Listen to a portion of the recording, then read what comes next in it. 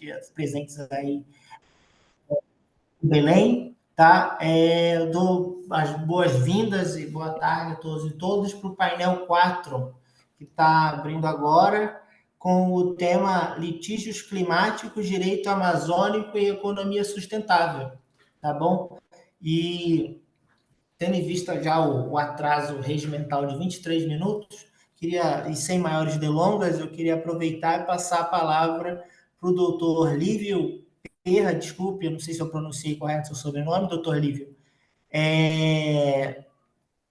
que vai nos falar sobre proteção ambiental, diálogo entre disciplinas e a importância da cultura. Doutor Lívio, o senhor tem um tempo regulamentar de 10 minutos. Boa tarde, agradeço muito pela oportunidade de participar do Congresso. E agora hablo en español. Buenas tardes, hoy hablaré de la protección del medio ambiente, el diálogo entre disciplinas y la importancia de la cultura. En la era actual, la preocupación por las cuestiones medioambientales crece cada vez más. La era actual se denomina antropoceno. Este término designa la era donde las actividades humanas influyen y condicionan el medio ambiente, y más en general el planeta Tierra. Para resolver problemas complejos, es necesario establecer una base de conocimiento completa que considere diferentes elementos, objetos de estudios específicos por diferentes disciplinas, para llegar a soluciones eficaces. Por esta razón, la protección ambiental no puede pensarse desde una perspectiva monodisciplinaria, sino que debido a la complejidad de los fenómenos es necesario un diálogo entre diferentes disciplinas para encontrar soluciones completas y llegar a un sistema eficaz de protección ambiental. El objetivo del autor es analizar la necesidad de un diálogo entre disciplinas en materia ambiental y el aporte que puede provenir de la cultura en el diseño de un sistema de protección ambiental.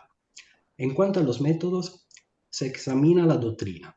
El primer paso para idear soluciones consiste en conocer el fenómeno que tenemos ante nosotros, luego idear soluciones y encontrar formas de aplicarlas. El diálogo entre disciplinas se vuelve esencial para alcanzar un plan conocido completo. El mundo jurídico, a la hora de diseñar y prever herramientas y nuevos sistemas de protección ambiental, debe tener un conocimiento adecuado del fenómeno. Las cuestiones medioambientales suelen ser complejas.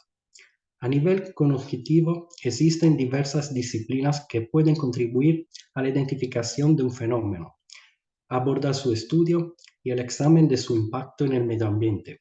Los fenómenos pueden ser identificados más rápidamente por parte de los científicos que estudian el ambiente. Las geociencias pueden aportar una contribución significativa a la obtención de una buena comprensión de los fenómenos y sus repercusiones en el medio ambiente. Las ciencias de la Tierra o geociencias son las disciplinas de las ciencias naturales que estudian la estructura, morfología, evolución y dinámica, así como la comprensión, representación gráfica, usos de los materiales y procesos de nuestro planeta.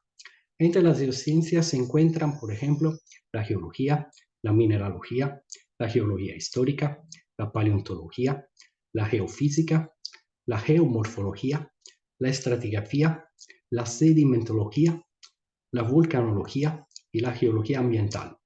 Estas ciencias también pueden aportar su contribución a la creación de modelos virtuosos de gestión del territorio.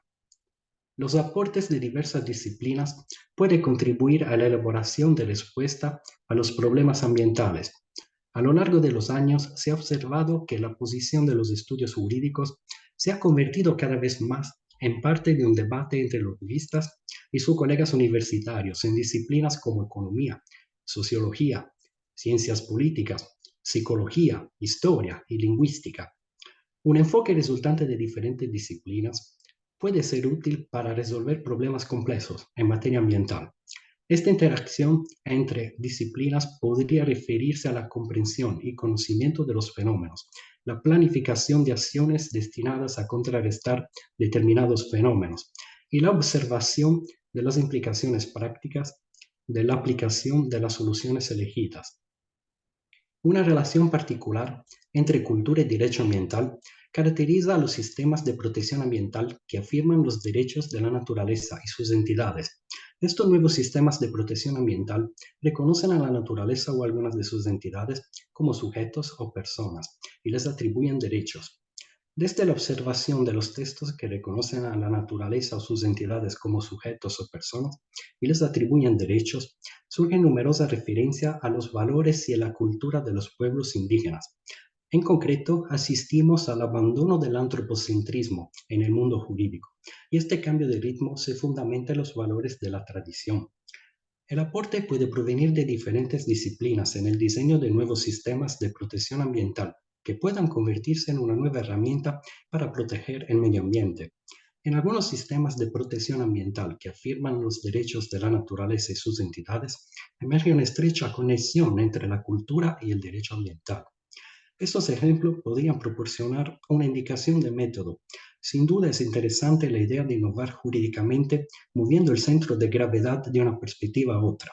Del análisis de los sistemas de protección ambiental que afirman los derechos de la naturaleza, se desprende que ha llegado un cambio de perspectiva en el mundo jurídico, a través del redescubrimiento de los valores de la cultura y tradición de los pueblos que viven en sus países.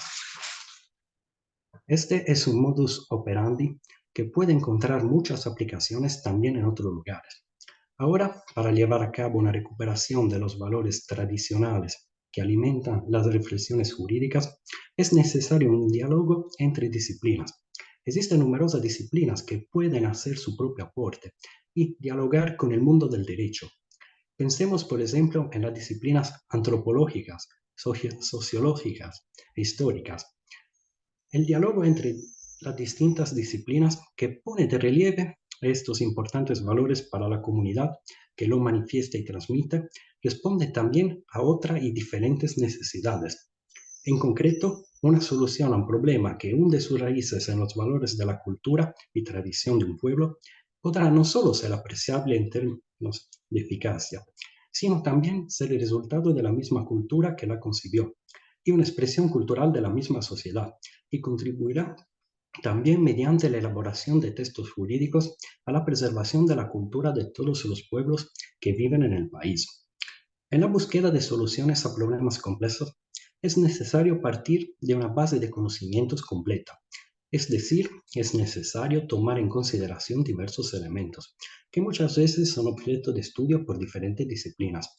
Es imprescindible tener en cuenta todos los elementos en juego para llegar a soluciones eficaces. Por tanto, es difícil imaginar la protección del medio ambiente desde una perspectiva monodisciplinar, y es preferible utilizar un enfoque que contemple un diálogo entre disciplinas. Un diálogo cada vez mayor entre disciplinas puede contribuir a la creación de nuevos sistemas de protección ambiental.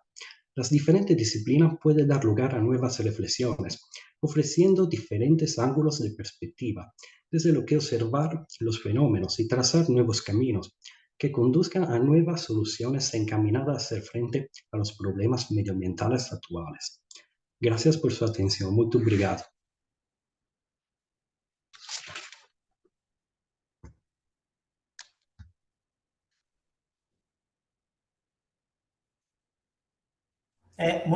Muito obrigado, doutor Lívio, pela explanação. Nós temos ainda alguns minutos, tá? E obrigado pela atenção também ao tempo. Pergunto se tem alguém presente que gostaria de fazer algum questionamento para o doutor Lívio. Tá? Na falta de interessados, então eu vou me arvorar a fazer uma pergunta. Tá? E desculpa, doutor Lívio, o senhor me entende em português? E desculpe, infelizmente eu não falo espanhol. Deveria saber, mas não sei. Tá? Um pouquinho. Então, como o senhor vê a relação entre as culturas tradicionais dos povos originários aqui da América Latina, tá?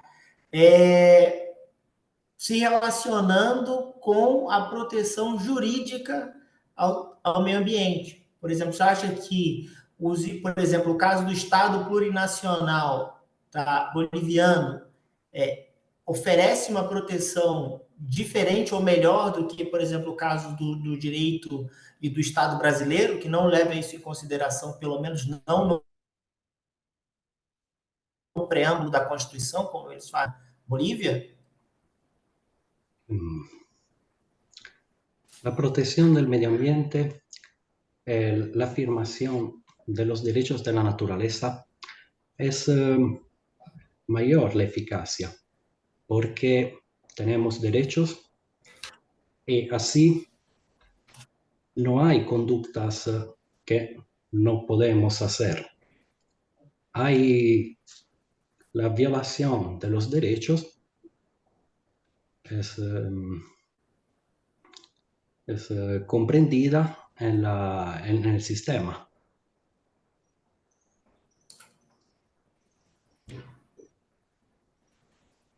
Tá ótimo.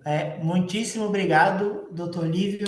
Eu acabei de receber um puxão de orelha virtual aqui. Alguém falou, ó, as perguntas e debates devem ser feitos ao final. Eu me empolguei, já me empolguei. Fui promovido, estou empolgado. Tá? Então, muito obrigado, doutor Lívio.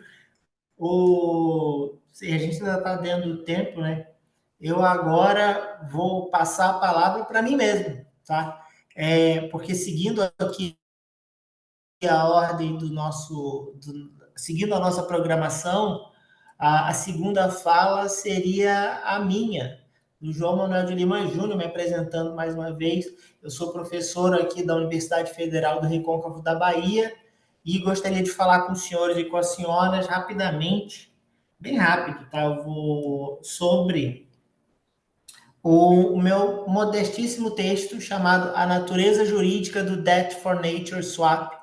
Tá? Aqui na programação está a natureza jurídica do Debt for Nature Swap e o seu papel como instrumento de proteção ambiental no Brasil. Eu mudei o título do texto, eu tirei essa segunda parte, mas o objetivo ainda permanece. Tá? Só para deixar todo mundo tranquilo, eu vou observar, já estou observando o tempo de 10 minutos aqui, então não quero abusar mais da paciência de ninguém, não. A primeira coisa que eu achei interessante, eu gostaria de falar, né, que eu acho que funciona até como uma provocação, é que o título aqui do nosso painel é Litígios Climáticos, Direito Amazônico e Economia Sustentável. E eu estava pensando sobre como que o objeto do meu texto poderia se encaixar num painel com essa temática, e aí primeiro eu achei que não tinha a ver, depois eu falei que seria interessante, porque no histórico brasileiro, o que nós não vemos é a utilização do Debt for Nature Swap como instrumento de proteção da Amazônia. Tá? Infelizmente, a meu ver, eu acho que isso poderia ser considerado, e as razões pelas quais isso não acontece, eu acho que são o objeto interessante que a gente poderia considerar daqui para frente. Tá? Agora eu vou falar o que é o Debt for Nature Swap. É uma operação financeira estruturada, tá, na qual um país que tem uma natureza relevante, uma biodiversidade relevante, como é o caso do Brasil, aceita trocar, tá, com seus credores internacionais parte da sua dívida externa por obrigações de proteger a natureza no território nacional, tá bom? É uma operação que surgiu como um desdobramento do Debt Equity Swap, tá? Uma operação financeira para gestão da dívida pública que surgiu na década de 80, na qual parte da dívida externa dos países era trocada por ativos, tá? Principalmente ações representativas do capital social de companhias locais. O Brasil tem uma má experiência na década de 80 com esse tipo de ativo, porque é o seguinte, os credores internacionais tinham uma dívida num determinado valor e eles conseguiam comprar a dívida com deságio no mercado secundário e aí converter essa dívida em capital social de companhias brasileiras pelo valor de face do título. Tá? Essa operação foi desdobrada no Debt for Nature. Fala, olha, que interessante. Então, a gente teve as duas crises lá, a crise do petróleo na década de 70, a gente teve dois choques externos da dívida, os países em desenvolvimento têm natureza e têm muitas dívidas, eles precisam ser protegidos de alguma forma. Então, ao invés de nós, credores internacionais, ficarmos com capital social de companhias nacionais, nós vamos exigir, tá, que os países em desenvolvimento se obriguem a proteger a sua natureza, se obriguem a proteger a sua biodiversidade. Tá? O primeiro país a adotar esse instrumento de gestão da dívida foi justamente a Bolívia, que o fez em 1987, tá? Para proteger uma estação ecológica boliviana, tá bom? E outros países, a partir de 1987, começaram a considerar essa possibilidade. O Brasil, justamente pela floresta amazônica, tá? E por ser na década de 80, no final da década de 80, o país líder, tá, no então chamado terceiro mundo, né, hoje países em desenvolvimento, líder no ranking de endividamento internacional, passou a ser considerado como um candidato natural para usar esse instrumento, tanto para reduzir a dívida quanto para proteger a Amazônia. A pressão internacional que o Brasil recebia na década de 80 e recebe até hoje é para usar instrumentos de proteção da Amazônia, melhorar a sua proteção da Amazônia. Contudo, em 1989, o então presidente Sarney fez um discurso na Assembleia Geral da ONU, chamado Nossa Natureza, justamente em resposta a essas pressões internacionais que o Brasil sofria. Ele falou, olha, o Brasil, a Amazônia é nossa, a natureza é nossa, a Amazônia existe hoje, a Amazônia brasileira, porque o Brasil protegeu a Amazônia e vem protegendo esse tempo todo. Então, nós não vamos aceitar nenhum tipo de restrição, tá? Nenhum tipo de interferência externa na proteção da Amazônia. Tá? Tudo bem, a gente aceita ajuda, mas a gente não quer condição, porque isso feriria a soberania nacional. Em 1991, a posição brasileira oficial no uso desse instrumento de troca de dívida por natureza mudou bastante. O Brasil passou de uma total rejeição para ter um projeto de lei propondo instituir esse instrumento na Política Nacional do Meio Ambiente, que esse projeto não foi para frente, ele foi apresentado durante o governo Itamar Franco, tá? Mas em 1991 teve uma resolução do Conselho Monetário Nacional, tá? E um decreto presidencial que permitiram a contratação de um instrumento no Brasil de dívida por natureza, que foi um instrumento que envolvia a troca de parcela da dívida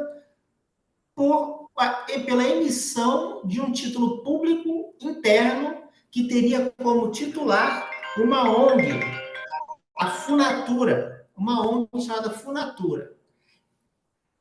Sim, para o bem ou para o mal, essa é a história brasileira, né? Para o bem ou para o mal, a Funatura, que foi a única ONG na história do Brasil que se beneficiou desse instrumento, tá? Ela recebeu dinheiro público para fazer isso, tá?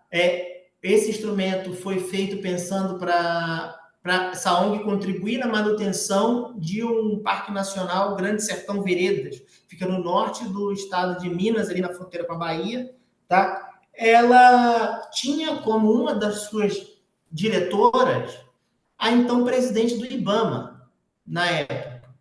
Então você fala, caramba, a presidente do IBAMA era a diretora da ONG que recebeu esse direito, ou seja, o direito de ser beneficiada pela conversão de 2,2 milhões de dólares da dívida pública brasileira em troca de conservação de um parque nacional. Foi isso que aconteceu. Bem, não estou aqui, quem sou eu para julgar? Não era, assim, tinha criancinha quando isso aconteceu. O ponto é que de 1991 até 2010, o Brasil não contratou nenhum outro Debt for Nature Swap. Em 2010 foi feita uma operação de conversão da dívida externa brasileira em relação aos Estados Unidos, que os Estados Unidos aceitaram converter parte da dívida, tá, em obrigações do Estado brasileiro de proteger os outros biomas. Cerrado, Mata Atlântica e Caatinga, especificamente. O Grande Sertão Veredas, o Parque Nacional, está lá no bioma Cerrado. E aí, é interessante a gente estar no painel sobre direito amazônico, porque, a meu ver, para o mal, o Brasil não tem experiência de usar esse instrumento econômico, tá, de proteção ambiental para a específica proteção da Amazônia, apesar da pressão internacional que sofria lá em 80 e sofre até hoje em relação a isso. Tá? Os outros países amazônicos têm esse tipo de operação. O Equador é um dos países que atualmente está considerando fazer uma conversão de dívida para proteção da natureza. E a minha principal questão com esse estudo, assim, eu queria fazer um estudo técnico, sabe? Entender a natureza jurídica desse instrumento, se é um instrumento público ou privado, mas eu vi uma vez que a verdadeira função da pesquisa é descobrir o elefante escondido atrás da formiga. E eu acho que nesse caso específico, esse instrumento técnico de gestão de dívida pública, participação público-privada para a proteção da natureza, é uma questão menor, é a formiga. O elefante por trás é o quanto que a nossa cultura, o quanto que um discurso pretensamente ufanista em relação à soberania brasileira envolvida na proteção da Amazônia, o quanto que isso nos ajuda ou nos atrapalhou ao longo dessas décadas, tá? E nos impediu de considerar, sim, sermos pioneiros na utilização desse instrumento de proteção ambiental. Eu acho que esse é um bom momento para a gente discutir isso aí às vésperas da COP30 e da COP16. E, e eu acho que é oportuno e agradeço a todos a atenção, tá? Muito obrigado. E aí, observando o tempo.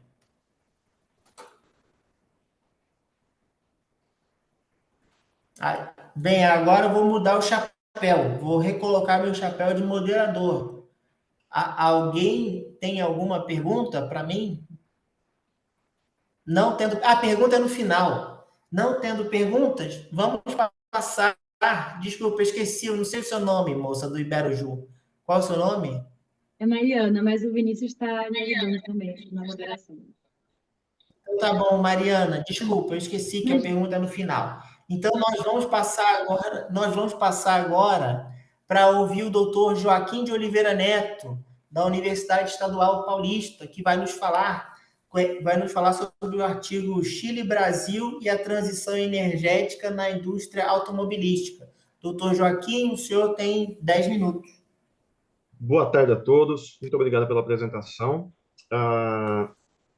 Queria, em primeiro lugar, aproveitar o tempo para agradecer a oportunidade de estar aqui no Conizap, e que é um evento importantíssimo a gente debater sobre meio ambiente, sobre condições climáticas, né, o papel do Estado, né, especialmente no período que a gente está vivendo agora, né, porque a gente está vendo uma série de tragédias aí, né, enfim, todas envolvendo impactos ambientais.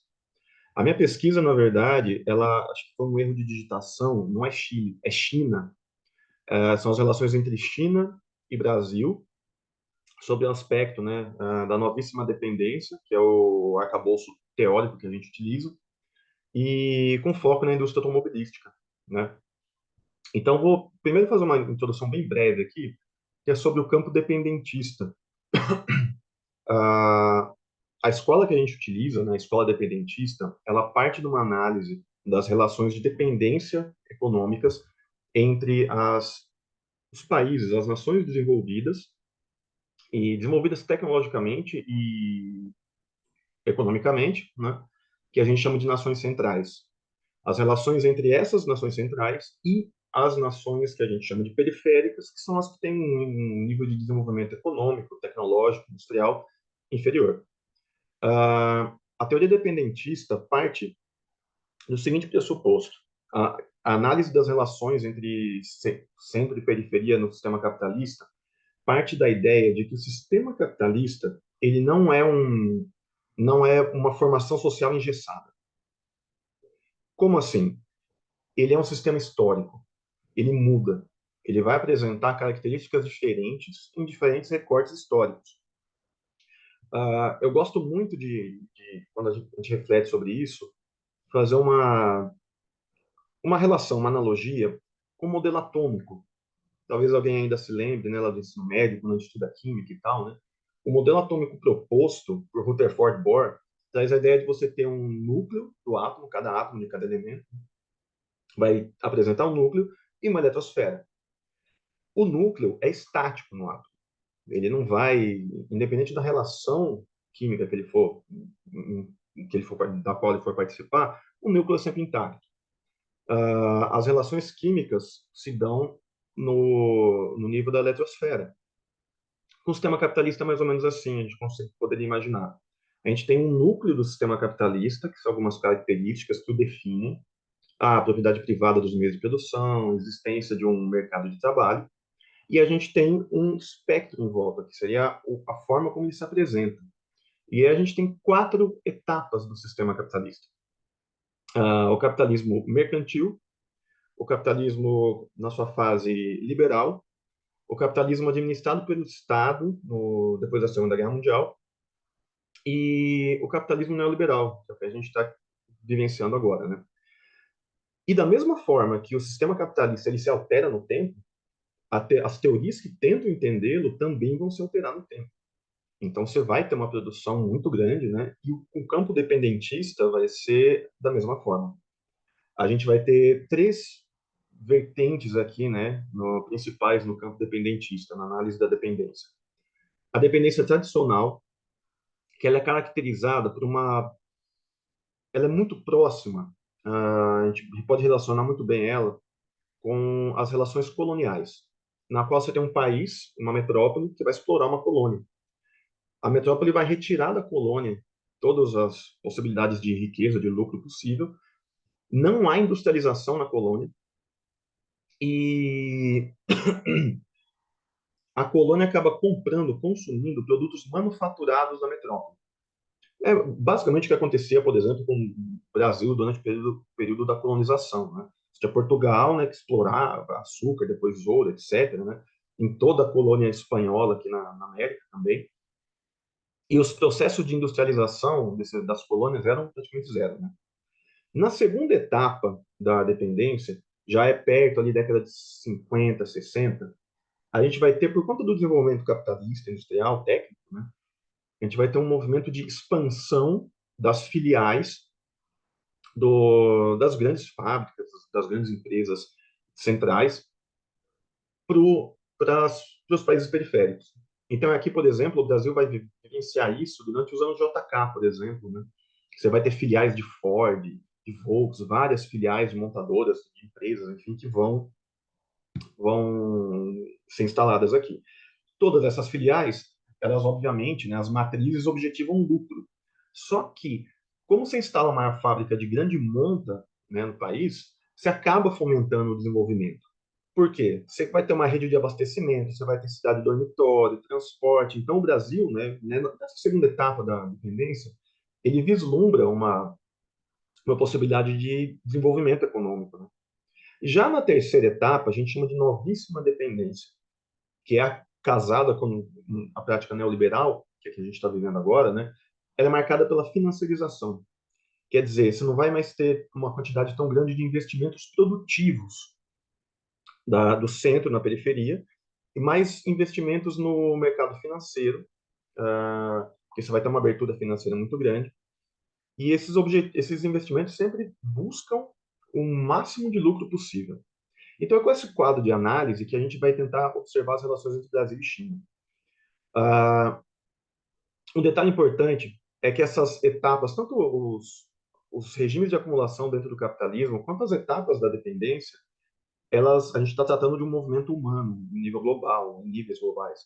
Não são coisas definidas. O mundo não acorda numa etapa, dorme numa etapa e acorda, bom dia, estou em outra etapa. Não. Elas são compostas por uma série de imbricações, né, de permanências e continuidades. E as relações entre Brasil e China são um ótimo exemplo disso. Porque, na atualidade, o Brasil ele segue como o principal produto da pauta exportadora nacional são commodities. Commodities são produtos com baixo valor agregado, baixo nível de industrialização, minérios, carne, enfim, né, produtos agrícolas, enfim, que não fomentam o desenvolvimento tecnológico. E o principal parceiro comercial do Brasil é a China. Ao passo que, enquanto o Brasil ele exporta continua, né, exportando commodities como principal pauta exportadora, né? A China, os investimentos chineses aqui, eles têm uma característica mais presente da novíssima dependência. Mais investimentos em tecnologia da informação, em energia, transmissão de energia e investimentos financeiros. Com esse quadro, a gente chega na questão da transição energética. O mundo está sendo debatido já há algumas décadas, é um bom tempo, né? Só que agora se intensificou um pouco mais, a necessidade da gente fazer uma redução nas emissões de gases poluentes, né? E uma das principais pautas, né, vai ser as emissões de CO2, que é um dos gases responsáveis pelo efeito estufa, e a China é pioneira nisso. E aí também é uma relação dupla, porque ao mesmo tempo em que a China ela vai encabeçar esse movimento enfim, de descarbonização, defender essa bandeira, tentar exportar essa bandeira, a China é o país que mais produz poluentes no mundo, né? Vai ser um país que vai ter uma industrialização muito rápida, muito acentuada, uma curva de industrialização, um crescimento econômico muito acentuado, desculpa, e ao mesmo tempo vai acabar poluindo demais. Então, a China vai começar há alguns anos já com essas iniciativas de substituição, de você diminuir as emissões de gases poluentes e começar a buscar formas alternativas de energia. A minha área de estudo aqui é a transição no mercado automobilístico, porque a China é pioneira nisso, né? E ela vem com muita força aqui no Brasil. A gente tem duas grandes montadoras. Opa, um minuto só. Acabei me estendendo demais. Mas, enfim, tentando resumir, a ideia é que a China está com essa iniciativa, a economia chinesa, o governo chinês está com essa iniciativa, o capital privado chinês também, e eles veem no Brasil uma possibilidade de porta de entrada para a América Latina. Então, ela vai trazer investimentos muito grandes, de grande monta aqui, no sentido da descarbonização, visando uma penetração no mercado sul-americano. Tá? Eu vou encerrar aqui, daí se tiver alguma pergunta, a gente pode debater mais ao final, porque já vai bater os 10 minutos aqui. Queria agradecer novamente a oportunidade. Desculpa por acabar tendo me empolgo um pouco, acabei falando um pouco demais. Mas é isso. Muito obrigado, gente. Passo a palavra de volta, doutor João Manuel. Muito obrigado.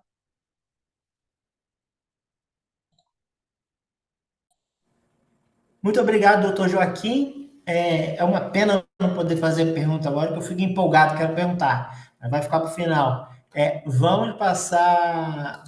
Nós vamos passar agora para o nosso próximo palestrante, tá? Que será o doutor José Mário Macedo Pereira Hawari, eu não sei, desculpa, eu não sei pronunciar, Luciana de Souza Carbone, doutora, e doutor Ian Snej Rainos. Por favor, me desculpem se eu cometi gafes na pronúncia dos sobrenomes do senhor e senhoras, tá? Respectivamente da Pontifícia Universidade Católica do Paraná, do Centro Universitário de Curitiba, tá? Que vão nos falar sobre as crises hídricas e o papel do Estado, omissão e responsabilidade do Estado brasileiro. Senhor José e demais, os senhores têm 10 minutos. Obrigado, professor.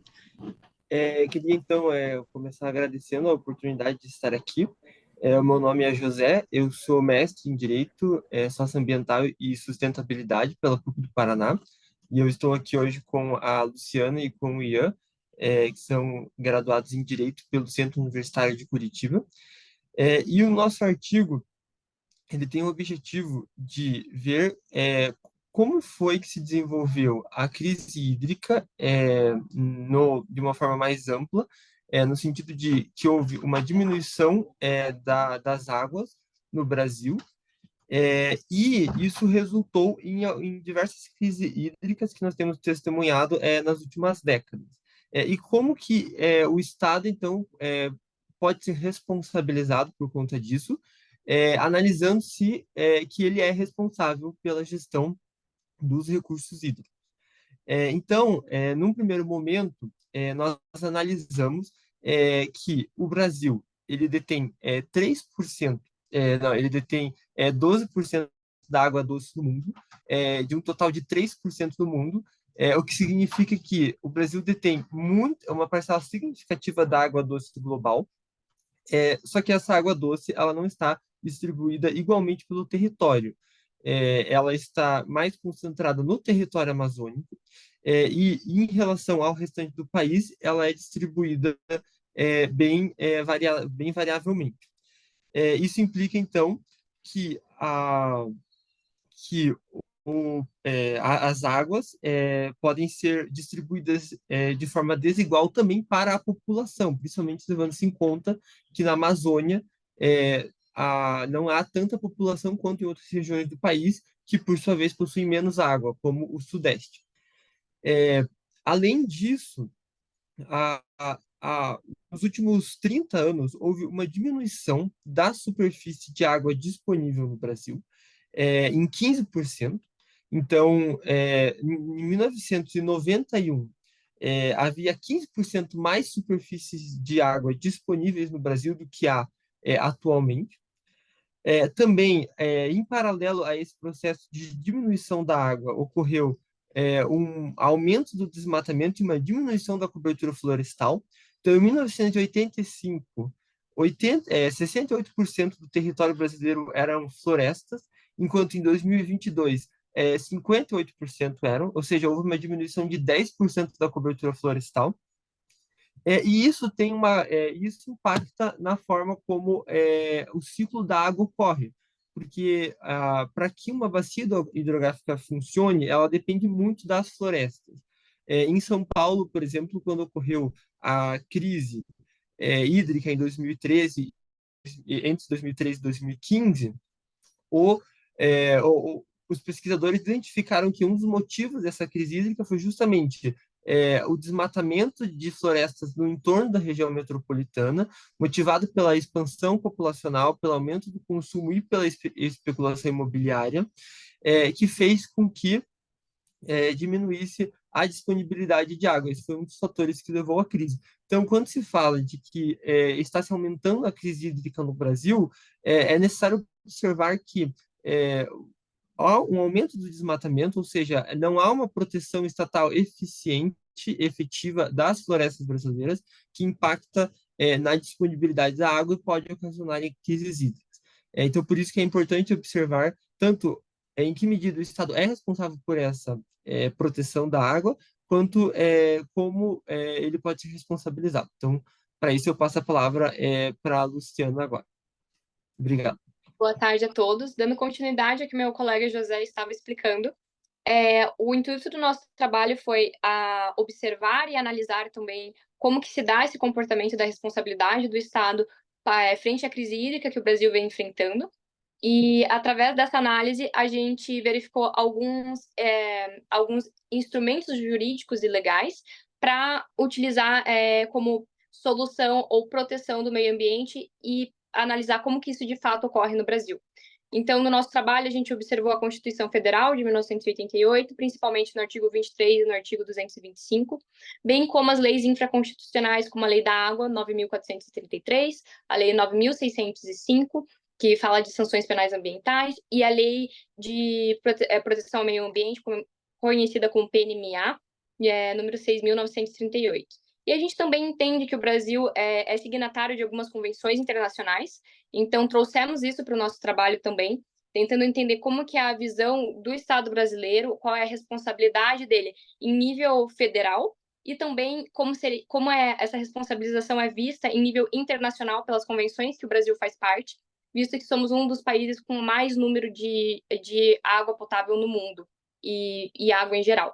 Então, fizemos a observação também da Conferência de Estocolmo, da Convenção Quadro das Nações Unidas referente à mudança do clima, e também da Convenção de Diversidade Biológica de 1992, que apesar de nenhuma delas serem especificamente voltada para a defesa de recursos hídricos, todas elas envolvem o meio ambiente como questão principal e como que os estados devem se portar com tal tema.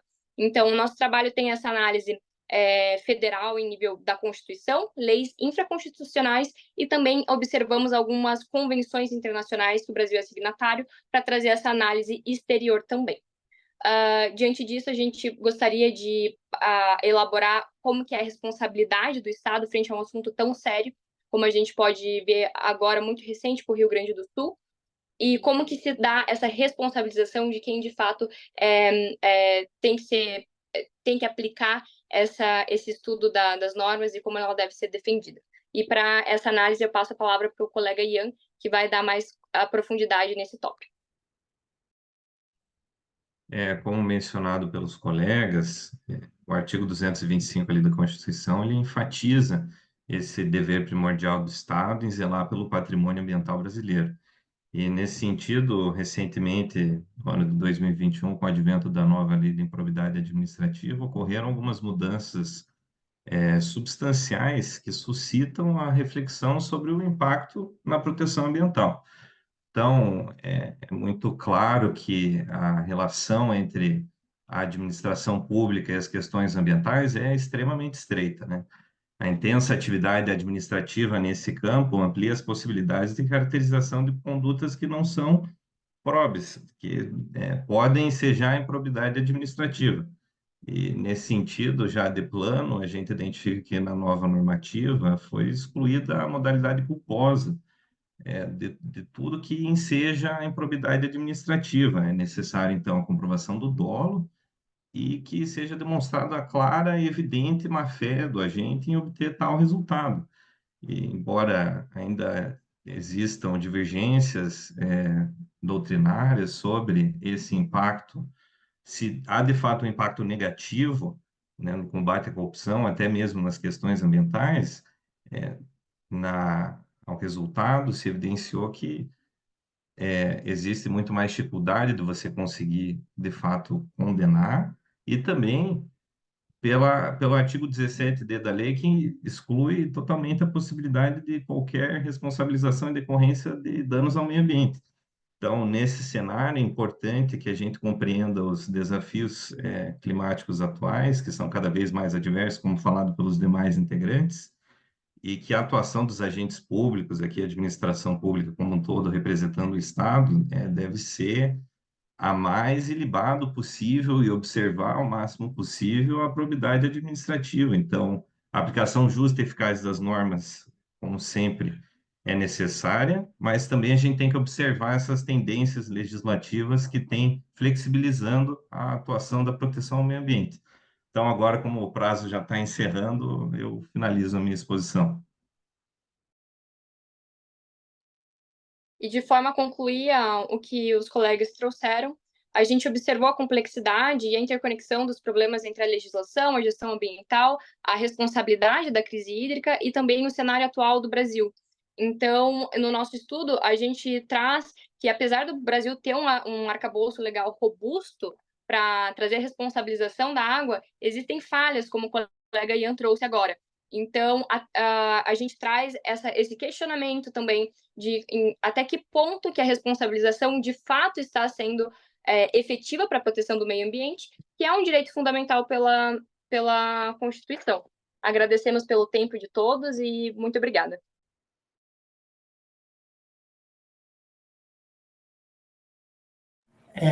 Muito obrigado, doutora Luciana, doutor Ian e doutor José, pela atenção ao tempo e pela apresentação do artigo de vocês. Eu gostaria de passar agora a palavra para a doutora Juliana Coelho dos Santos e doutora Daniela Maria dos Santos Dias, ambas da Universidade Federal do Pará, que vão nos falar sobre um artigo intitulado Belém no Limiar, Crescimento Urbano, Desigualdades Socioespaciais e o Desafio Ambiental rumo à COP30. Doutora Juliana, doutora Daniela, as senhoras têm a palavra pelo tempo regulamentar de 10 minutos. Olá, boa tarde a todos. Vocês me ouvem? Tudo certo com o som? Bom, gente, gostaria primeiramente de agradecer pela oportunidade. Vou me apresentar. Meu nome é Juliana Coelho, eu sou doutoranda em Direito pela Universidade Federal do Pará e a professora Daniela Dias, minha orientanda no doutorado. Nós fizemos conjuntamente esse artigo, Eu vou tentar aqui rapidamente compartilhar a tela. Ah, tá. Não é possível, mas enfim.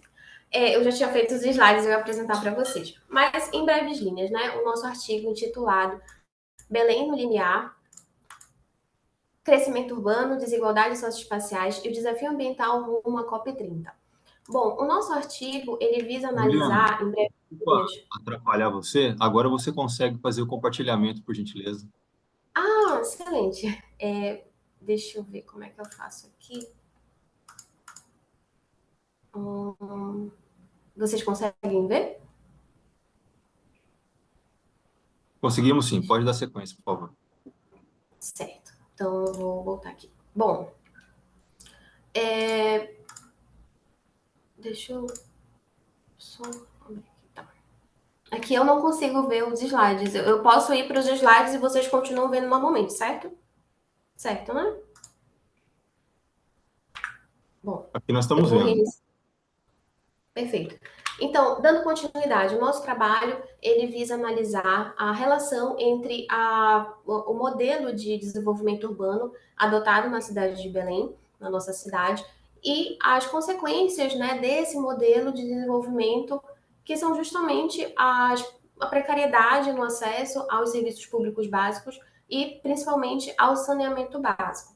Então, a nossa pergunta norteadora, ela consiste em entender em que medida o desenvolvimento urbano em Belém afeta o acesso a serviços básicos e contribui para aprofundar as disparidades sociais.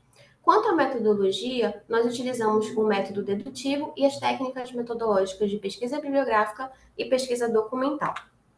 Bom, o primeiro tópico do nosso trabalho, ele analisa justamente o processo de urbanização na cidade de Belém. Esse processo ele é marcado por diversos marcos históricos, a gente destaca aqui o ciclo da borracha no final do século XIX e início do século XX, que provocou uma forte migração de trabalhadores, de diversas pessoas para a região amazônica, e isso impactou na formação, né, da urbanização na cidade de Belém, que acabou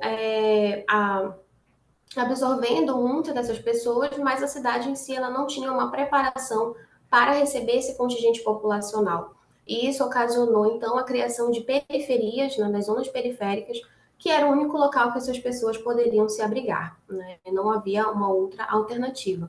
A abertura da rodovia transamazônica e a implantação de grandes projetos na década de 60 também foi um fato histórico que promoveu o aumento, o crescimento populacional na nossa cidade, assim como a implementação do programa Minha Casa Minha Vida, a partir do ano de 2009, onde houve a criação de vários conjuntos habitacionais também nas zonas periféricas da cidade, fomentando assim a segregação socioespacial, uma vez que a população que antes vivia nas áreas centrais, ela foi sendo obrigada a migrar para as zonas periféricas, porque elas não tinham condições de se manter no centro urbano, né, onde a qualidade de vida, o custo de vida, melhor dizendo, era muito alto, muito elevado, e isso realmente impossibilitou a permanência dessas pessoas nessas localidades. Então, nós temos aí o desenho da cidade de Belém, na verdade, um desenho das cidades brasileiras. Áreas centrais, que possuem todos os equipamentos urbanos, uma infraestrutura que funciona, serviços públicos que estão realmente à disposição, porém, nas zonas periféricas, essa realidade não se sustenta, né? As pessoas não têm acesso aos serviços públicos e quando têm, eles são muito precários e não atendem, de fato, às necessidades sociais. Então, essa realidade onde nós vemos a influência do sistema capitalista, da lógica capitalista sobre os centros urbanos, o aumento, né, do capital imobiliário, né, e a influência dessa lógica sobre as áreas centrais, nós temos que pensar de forma crítica a preparação da nossa cidade para o mega evento, né, da COP30, que é justamente o tópico 2 do nosso trabalho, onde nós apresentamos que a cidade de Belém está sendo preparada, né, para receber esse mega evento, que vai ocorrer em novembro de 2025. Então, nós estamos passando por uma série de intervenções urbanísticas, diversas obras estão sendo realizadas, né, pelo governo. Porém, a Raquel Ronick, ela faz um alerta sobre a realização de mega eventos nas grandes cidades. Ela afirma que esse momento ele acaba sendo propício para a criação de um verdadeiro estado de exceção, onde nós temos uma relativização de regras, relativização de normas, né, do licenciamento ambiental, do estudo de pacto de vizinhança. Todas essas normas, elas acabam sendo relativizadas em razão da preparação para esse grande evento. E é por isso que nós, no nosso trabalho, buscamos entender de forma crítica quais são os interesses que estão sendo atendidos com a construção dessas obras, com a requalificação urbana. Será que, de fato, estão sendo observadas as necessidades sociais das pessoas que estão sendo, de fato, afetadas por essas grandes obras? Né? Então, nós temos que realmente ter um olhar crítico sobre essas construções, sobre essas obras, e entender até que ponto elas vão impactar a vida dessas pessoas e quais são as medidas mitigadoras que vão ser adotadas, né, pelo poder público para minimizar esses impactos. Nesse sentido, nesse contexto, né, nosso trabalho também defende a importância de se compreender a justiça social territorial enquanto um paradigma teórico importante para nortear a atuação dos governantes, né, e trazendo para o nosso contexto de Belém, né, na realização da COP30, a importância também do Ministério Público enquanto uma instituição importante para a observância dos direitos difusos e coletivos. Então, em breves linhas, a justiça social territorial é uma teoria concebida por David Harvey. Ele é um geógrafo britânico, e ele defende a importância de se haver a distribuição igualitária e mais justa dos recursos na sociedade e nos territórios urbanos, visando justamente promover um equilíbrio entre os territórios urbanos. Né? Nós sabemos que um dos objetivos fundamentais da República Federativa do Brasil é justamente a redução das desigualdades sociais. Então, ele defende, né, a justiça social territorial enquanto paradigma normativo importante para ser observado.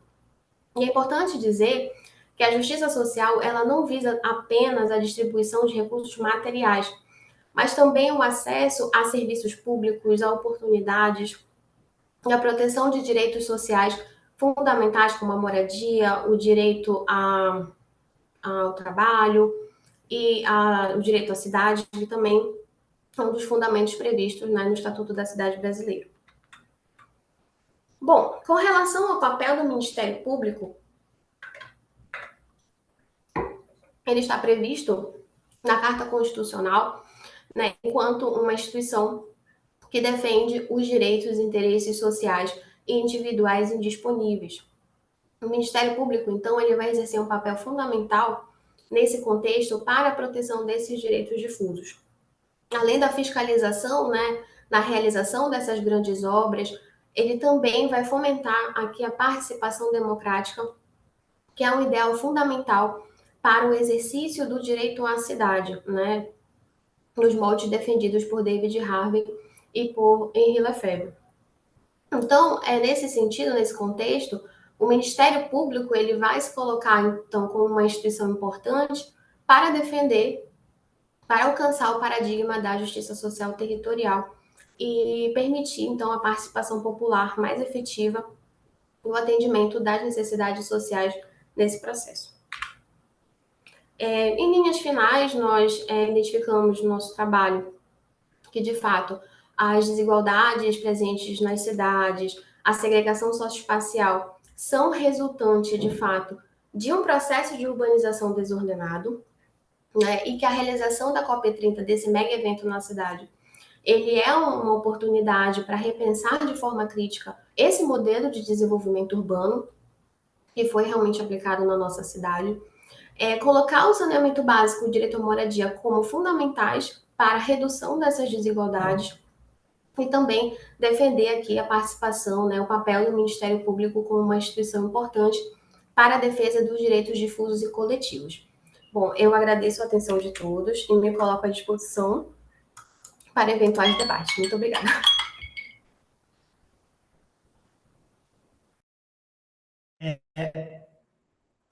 Muito obrigado, doutora Juliana.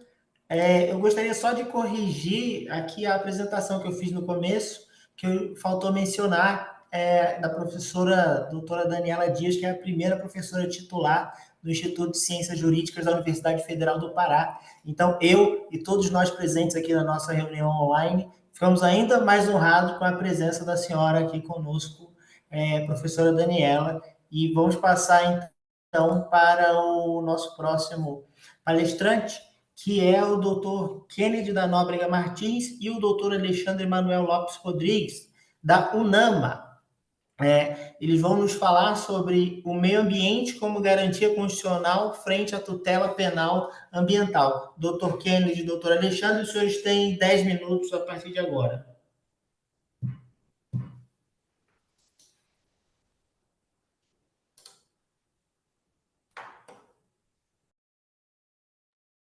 Doutor Kennedy, o senhor precisa habilitar o microfone, por gentileza.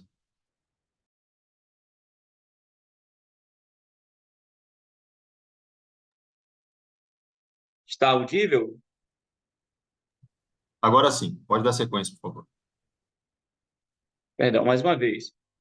Boa tarde a todos, boa tarde, doutor João, obrigado pela oportunidade de estar com os senhores aprendendo e, ao mesmo tempo, compartilhando o nosso trabalho aqui submetido. Meu nome é Kennedy Martins, sou mestrando bolsista do Programa de Pós-Graduação em Direitos Fundamentais da Universidade da Amazônia. Esse trabalho foi desenvolvido em autoria com meu orientador, doutor Alexandre Lopes Rodrigues, que por questões pessoais não pôde aqui conosco estar prestigiando essas apresentações e apresentar também o nosso trabalho. O título do nosso artigo é O Meio Ambiente como Garantia Constitucional frente à Tutela Penal Ambiental. Esta apresentação, este artigo, visa explorar a eficácia da Lei de Crimes Ambientais, Lei essa 9605 de 98, como um instrumento de tutela penal no Brasil, analisando como esta legislação busca equilibrar o desenvolvimento econômico com a preservação dos recursos naturais. Além disso, o trabalho discute como as leis se alinham às garantias constitucionais, propondo caminhos para o seu aprimoramento em face dos desafios ambientais contemporâneos. A legislação ambiental tem ganhado importância crescente em um mundo que enfrenta desafios significativos de sustentabilidade e preservação ambiental. Com a degradação contínua do meio ambiente, torna-se imperativo que os sistemas legais não apenas reajam aos danos, mas também atuem proativamente para prevenir a degradação ambiental. A Lei de Crimes Ambientais representa um marco importantíssimo na tentativa de codificar práticas sustentáveis através de mecanismos legais. O paradoxo existente entre o desenvolvimento e a preservação ambiental é um dos dilemas mais complexos da contemporaneidade. Enquanto o desenvolvimento busca promover o crescimento econômico e melhoria da qualidade de vida, frequentemente implica em custos ambientais expressivos. A Lei de Crimes Ambientais busca mediar esse conflito, oferecendo um arcabouço legal para punir e dissuadir atividades que prejudicam o ambiente. Ao mesmo tempo em que se tenta ser justa e proporcional, um equilíbrio entre a necessidade econômica e ambiental. Analisaremos como essa legislação opera na prática, seus pontos positivos, ao mesmo passo que analisaremos as suas limitações.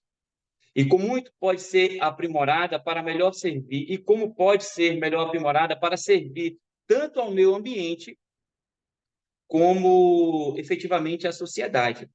A Lei de Crimes Ambientais, promulgada em 12 de fevereiro de 98, estabeleceu como uma resposta direta às crescentes preocupações com a preservação do meio ambiente no Brasil. Esta legislação surgiu como marco na consolidação das normas penais ambientais, preenchendo lacunas anteriormente e fortalecendo a capacidade do Estado em responder às infrações ambientais com maior eficácia. Entre as principais inovações trazidas por essa legislação está a inclusão da responsabilidade penal das pessoas jurídicas, além das físicas, em casos de danos ambientais. Isso significa que as empresas podem ser também responsabilizadas criminalmente por ações que prejudiquem o meio ambiente. Além disso, a lei inovou ao integrar sanções administrativas e penais, como multas, suspensões de licença e outras penalidades que podem ser aplicadas de forma mais ágil e direta. Essas inovações significam um avanço importante, pois ampliam os mecanismos de coibição e reparação dos danos ambientais, reforçando a capacidade do sistema jurídico de prevenir e responder às infrações ambientais de forma efetiva. O direito penal ambiental desempenha um papel importante, tanto na prevenção quanto na punição de danos ambientais. Ele estabelece a base legal para a responsabilização de indivíduos e empresas que cometam infrações contra o meio ambiente. Através das imposições de penalidades, o direito penal visa desencorajar práticas prejudiciais e promover comportamentos sustentáveis. A ameaça de penalidades severas serve como um elemento importante contra a violação das leis ambientais. As sanções penais e administrativas têm um papel importantíssimo na estrutura de proteção ambiental. No entanto, a eficácia dessas sanções muitas das vezes dependem da rigorosidade e consistência de sua aplicação. Sanções que são adequadamente severas e consistentes aplicadas podem ser eficazes e prevenir futuras infrações. Contudo, a aplicação inconsistente e a falta de penalidades adequadas podem reduzir a efetividade do direito penal ambiental e deter comportamentos nocivos. Um dos principais desafios do direito penal ambiental é a necessidade de fiscalização eficiente.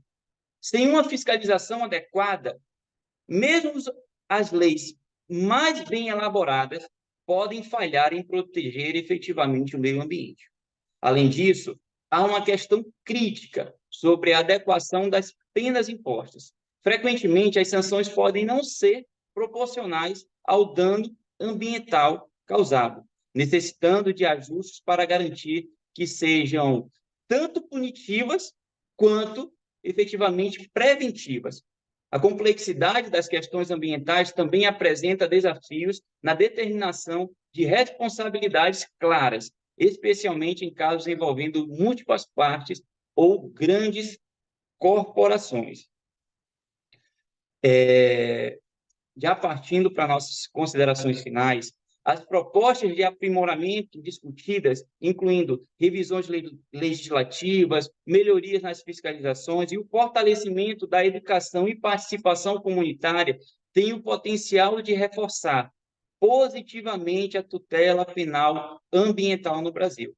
Espera-se que tais mudanças não apenas aumentem a eficácia das sanções e medidas preventivas, mas também promovam um aumento na conscientização e engajamento público na proteção ambiental, contribuindo para um futuro mais sustentável.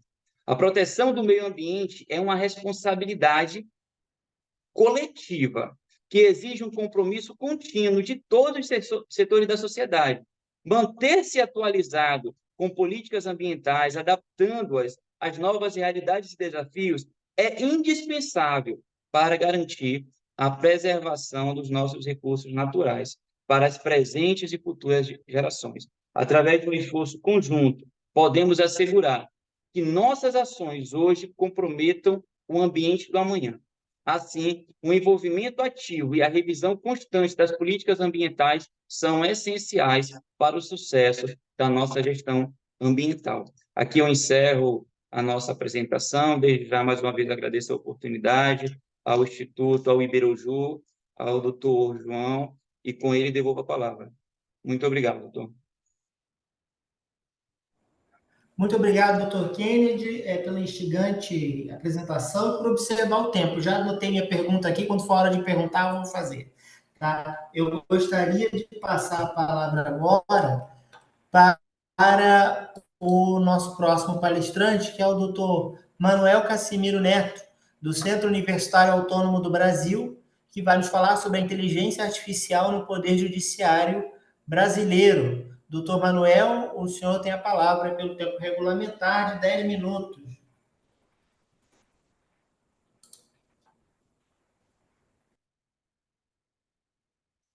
Doutor Manuel, o seu microfone. Meu boa tarde a todos e a todas. Estão me escutando bem? Inicialmente, gostaria de cumprimentar o professor mediador, doutor João Manuel, né, colocado para essa posição aqui de nos auxiliar, desde já agradecemos, assim como os demais painelistas, né, e congressistas que estão linkados pela plataforma virtual, né. Também parabenizar os organizadores deste evento, né, disseminador da cultura da sustentabilidade, ambiente e direitos fundamentais. O meu tema tem tanta pertinência que nós estamos aqui em contato via tecnologia, né? Assim, me apresentando, eu sou promotor de justiça do Ministério Público da Paraíba desde 94, atualmente na última instância da carreira, e sou mestrando em Direitos Fundamentais e Democracia na linha de pesquisa e jurisdição constitucional, pelo Centro Universitário Autônomo Brasil, Unibrasil, sediado em Curitiba, Paraná. O artigo que apresentei, a inteligência artificial no Poder Judiciário brasileiro, ele traz uma reflexão que resolvi colocar neste evento, relacionado diretamente com a minha área de atuação profissional e de pesquisa. Como a inteligência artificial pode contribuir para uma aplicação mais eficiente do direito no processo judicial e a necessidade de regulamentação dessa atividade, especificamente sobre os limites de sua utilização e a definição de responsabilidades pelo mau uso diante do nosso ordenamento jurídico. Inicialmente, o artigo traz conceituações. Não é fácil conceituar a inteligência artificial por ser algo muito complexo, né, que vai desde a chamada inteligência reativa, a inteligência generativa e a superinteligência. Então, assim, tem-se só como forma de introdução que a inteligência artificial no campo da ciência pode ser definida como um campo da computação que, a partir do desenvolvimento de sistemas e algoritmos, é capaz de realizar tarefas semelhantes àquelas desempenhadas pela inteligência humana. Nesse sentido, a gente traz no artigo conceitos de Jordi Fenol, traduzido por L.E. Pierre, também conceitos de Peixoto e Silva, né, onde eles definem a inteligência artificial como a possibilidade de máquinas pensarem ou imitarem o pensamento humano, né? Aprendendo e usando generalidade para que as pessoas usam para tomar decisões habituais. Trago também características principais citadas por doutrinadores da inteligência artificial como sendo a transversalidade e a heterogeneidade. A transversalidade e a inteligência artificial está hoje em todos os domínios, né? Saúde, educação, direito, meio ambiente. Então, é algo que caminha entre todos os setores da vida. E a heterogeneidade, ela decorre justamente dessa transversalidade, porque ela não consegue fazer um padrão. Toda vez que você adapta a inteligência artificial para o uso em determinado domínio, ela precisa conversar com as especificidades e com a linguagem daqueles domínios. Por exemplo, a inteligência artificial utilizada pelo Poder Judiciário, ela tem que conciliar uma linguagem da computação com a linguagem jurídica. né, atender às especificidades do Poder Judiciário. Trouxe também uma classificação da inteligência artificial quanto ao aprendizado da máquina, dividida por Luiz Vale e João Pereira como forte ou geral, que é aquela inteligência artificial que assemelha-se à capacidade humana de compreensão, que é onde surge o debate ético acerca de sua utilização, e a fraca ou específica, que é aquela que mais se utiliza hoje, podendo ser a inteligência artificial reativa ou até mesmo a generativa, né? Ela é limitada, né? Fraca ou específica, e também classificada como limitada, justamente porque ela não se propõe ou não atinge a capacidade humana de compreensão, né? É o que os robôs treinados hoje que a gente vê. Tem também na classificação a superinteligência, que hoje está na teoria, que seria a questão do aprendizado da máquina para superar a capacidade humana, né? Essa, ainda, pelo menos para nós leigos no campo da ciência da computação, está em teoria. Trago também a finalidade da inteligência artificial, que é facilitar a vida humana a partir da convergência de novas tecnologias e promover o avanço da humanidade com a desburocratização da morosidade de suas atividades tradicionais, garantindo mais eficiência àquilo que é feito tradicionalmente por um ser humano. E aí é nesse contexto que o judiciário começa a utilizar a inteligência artificial, né?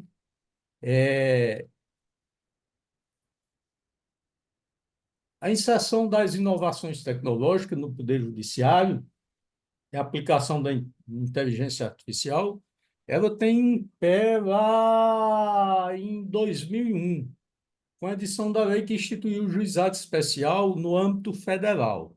Essa lei ela trouxe, no artigo 8º, a possibilidade de os tribunais organizar serviço de intimação das partes de recepção de petições por meio eletrônico.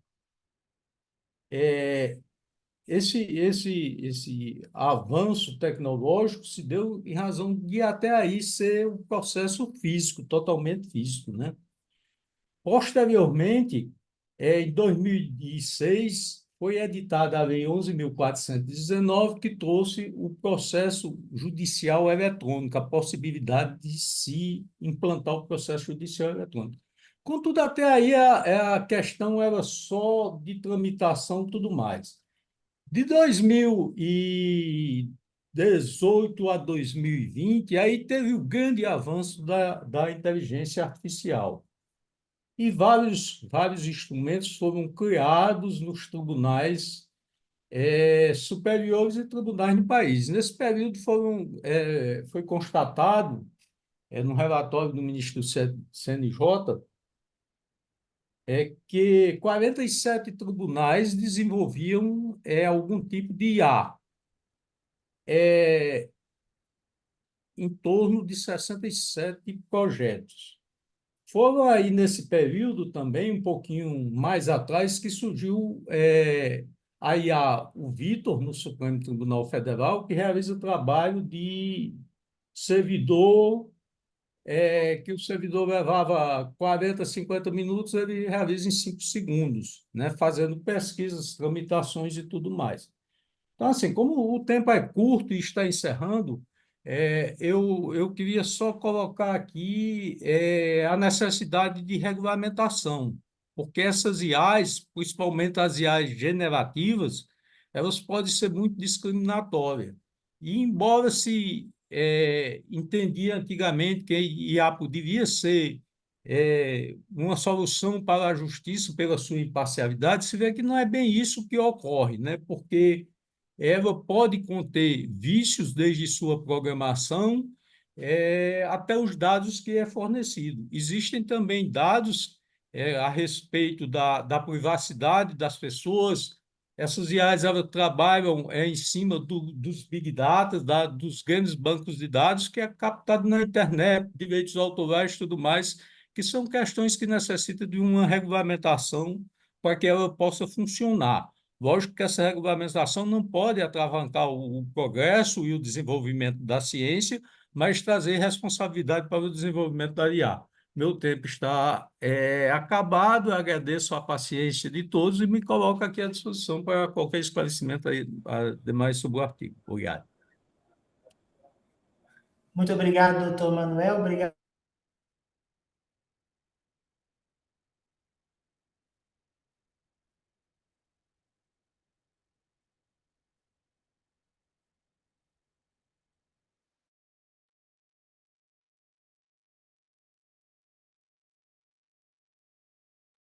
Seu microfone está desativado. Peço desculpas. Doutora, seu microfone está desativado. Não, mas é que acho que a internet do Dr. João acabou caindo. Mas muito obrigada por essa Enriquecedora palestra, doutor Manuel. Ainda mais com uma temática tão atual. Acho que o doutor João Manuel acabou de conseguir entrar. Voltou. Boa tarde de novo, doutor João. Boa tarde. O doutor acabou caindo um pouquinho. A internet acho que acabou falhando. Meu Deus, o que aconteceu? Eu acho que o doutor caiu como... A internet deve ter caído e agora já voltou já. Não pode continuar. Se conseguir apresentar a próxima palestra. Bem, eu não sei se vocês estão conseguindo me ouvir. Eu gostaria de passar a palavra agora para a doutora Maiara Lopes da Costa, da instituição Damásio, que vai apresentar o artigo Objetivo de Desenvolvimento Sustentável número 10 da Agenda 2030 para combater a LGBTQIA+ fobia. Doutora Maiara, a senhora tem 10 minutos.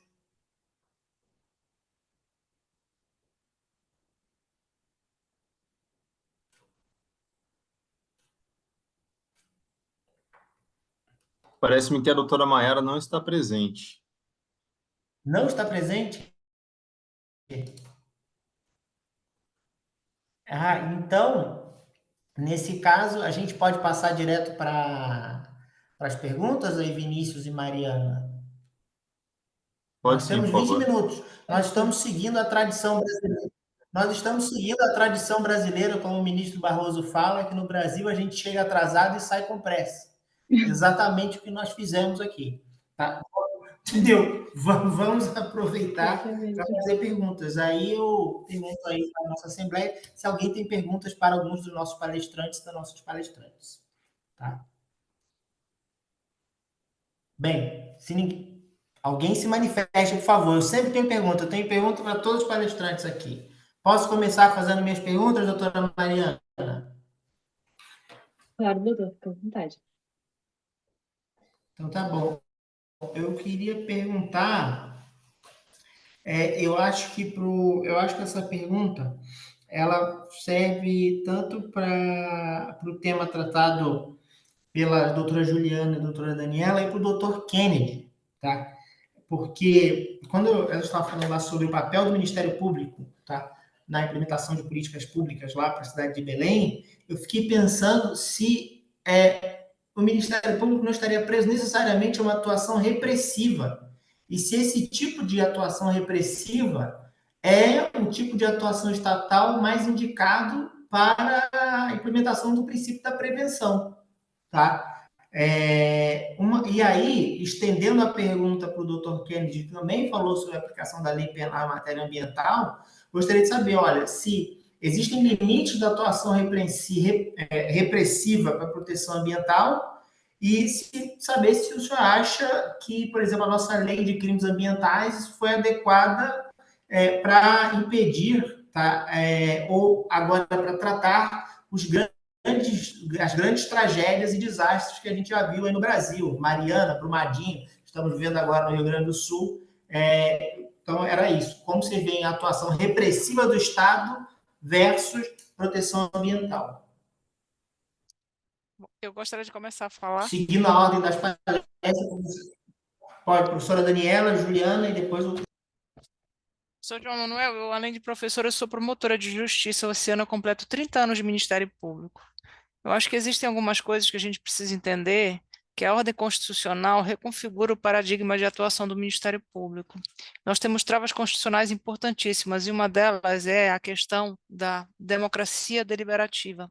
A participação popular é condição sine qua non de validade de toda a implementação de políticas públicas, inclusive para políticas de desenvolvimento urbano.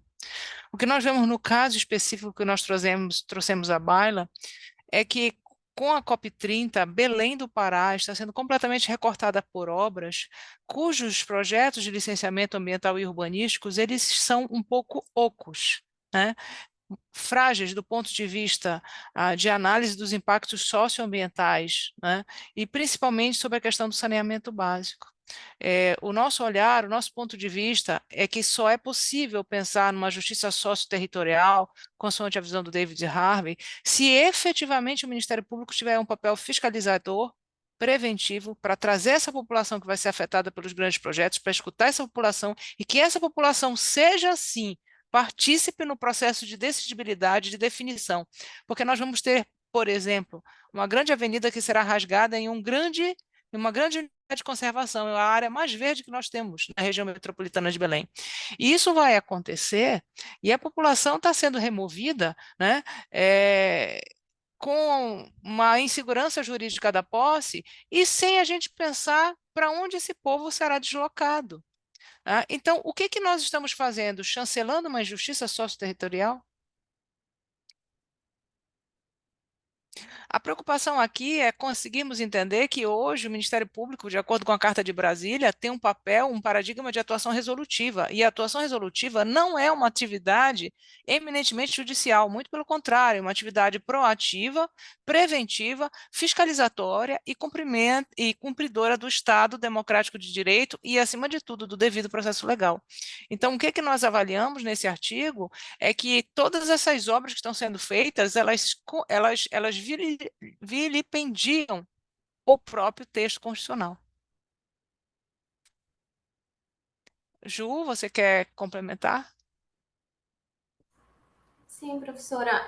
Só para, enfim, complementar o seu comentário, como a senhora bem explicou, além disso tudo, essas obras elas acabam sendo também contraditórias com o próprio sentido do evento, do mega evento, que é a COP30, né? A proteção do meio ambiente, a proteção socioambiental frente às mudanças climáticas que se tornaram emergenciais.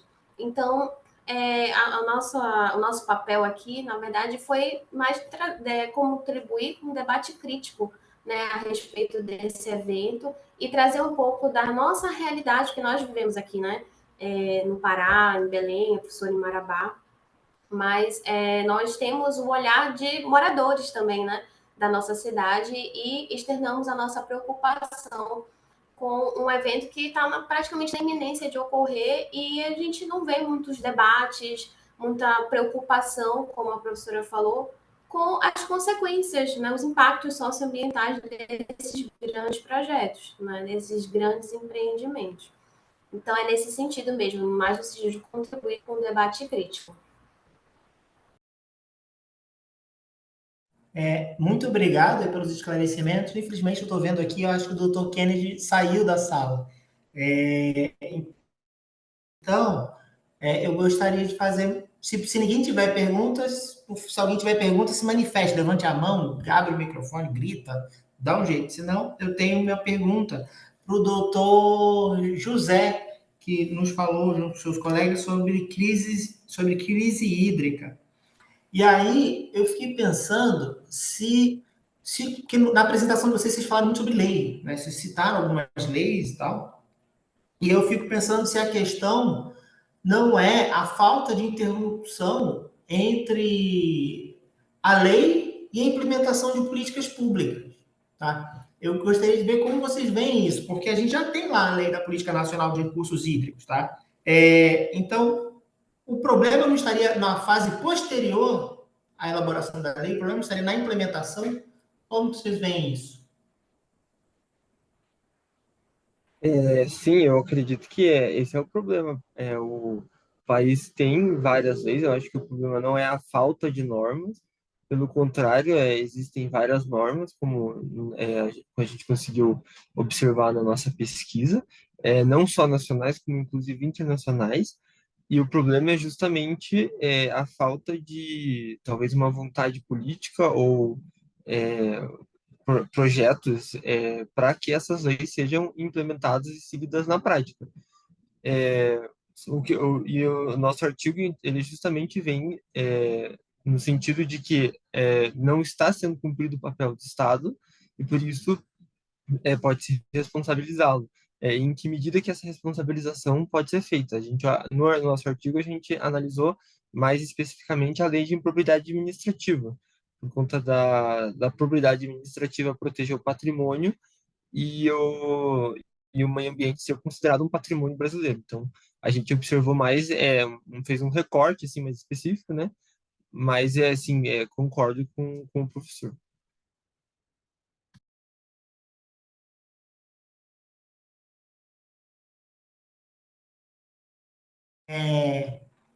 Vamos lá, alguém tem mais alguma pergunta? Professora Daniela, uma pergunta para alguém?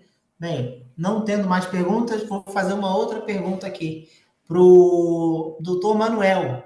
Doutor Manuel,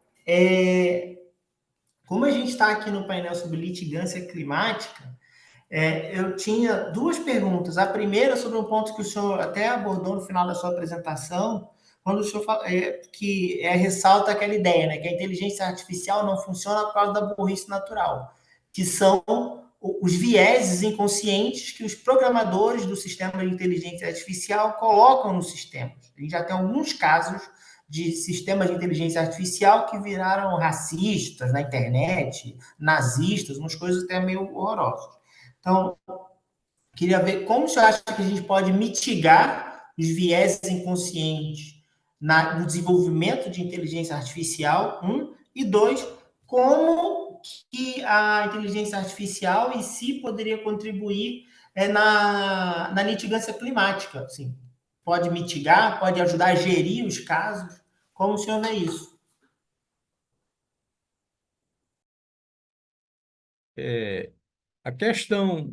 A primeira questão colocada da questão de construção e utilização de IA é justamente isso, o que eu abordei no final da ausência de regulação ou regulamentação, certo?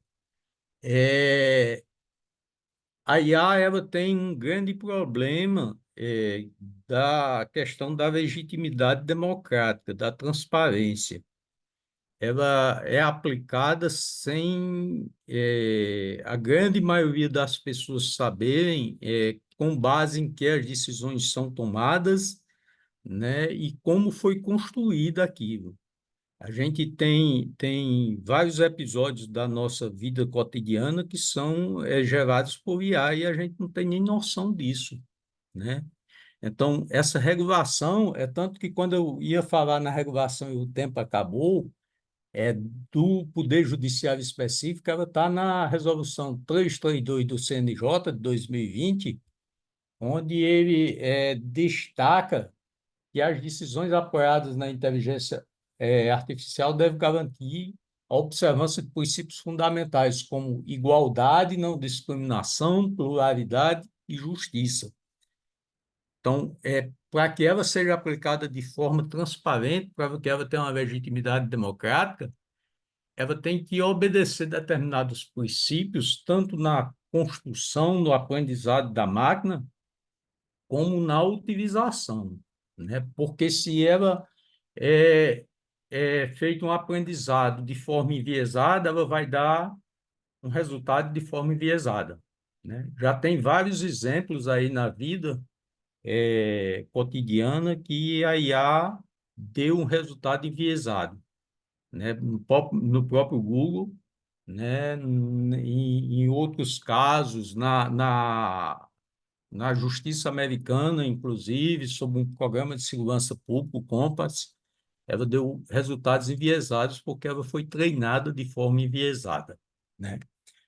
Como ela poderia contribuir para a questão ambiental? Só para concluir essa história da regulamentação, o marco de regulamentação está sendo analisado na comissão composta para inteligência artificial do Senado e deve ser votado esse mês de maio, com contribuições já dos três poderes. Então, em breve, a gente deve ter um marco regulamentatório. Com relação à contribuição para a questão ambiental, não só nos processos de meio ambiente, mas com um monitoramento em geral, né? Questões como a gigantesca floresta amazônica, a IA tem uma contribuição significativa, né? No monitoramento de desmatamento, no reflorestamento, na execução de penas de recomposição de dano ambiental, né? Sem falar na questão da tramitação dos processos e recursos que é feito hoje nos tribunais superiores, através desses robôs como o Victor, a Rafa, que está relacionado à Agenda 2030 da ONU, a Vitória, que é a nova inteligência artificial do STF, como o STJ também tem o Sócrates e o Atos. Então, assim, é de fundamental importância. O problema que se discute é a questão da regulamentação, e eu até vi um artigo aqui da professora Vanessa Ferrari, que é juíza de São Paulo, ela levantando questões como, por exemplo, a inteligência artificial ela contribui para o meio ambiente, ela prejudica o meio ambiente. Então, ela levanta questões nesse artigo específico dela, os malefícios que pode trazer para o meio ambiente, e ela cita uma série de coisas que a IA pode causar ao meio ambiente, como, por exemplo, a utilização de energia, né? As grandes máquinas, os treinamentos consomem bastante energia, consomem água, toda a matéria-prima das baterias é o lítio, que é um minério extraído do subsolo, né? Além os detritos, o lixo decorrente dessa parafernália de computadores, de baterias, de tudo mais. Então, assim, ela traz isso como se fosse prejuízo. Entretanto, a gente tem que avaliar que nem tudo é bom, nem tudo é mal, né? A gente tem que ver o que é que não é com argumentos adversos, só que a gente pode Doutor seguir a Manuel, evolução da ciência, pois não? Pois não?